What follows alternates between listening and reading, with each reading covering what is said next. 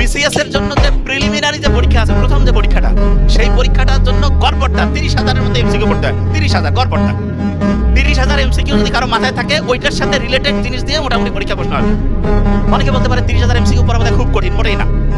আপনারা যখন অনার্সে প্রথম ভর্তি হয়েছেন, প্রত্যেক দিন 3 বেলা খান গড়পড়তা, খাওয়ার আগে জাস্ট 5টা এমসিকিউ যদি পড়েন, 3 5 15টা এমসিকিউ, এক মাসে 450 এমসিকিউ, এক বছরে 12 দিয়ে যদি আপনি গুণ করেন, প্রায় 5 থেকে 6,000 এমসিকিউ।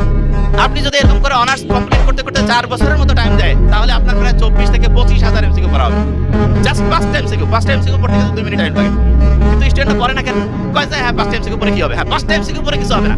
কিন্তু আপনি যে 5টা এমসিকিউ আজকে সকালবেলা খাওয়ার সময় পড়ছেন, দুপুরে 5টা পড়ছেন, রাতে 5টা পড়ছেন, এরকম করে এক সপ্তাহ বললেন 105টা হয়ে গেল।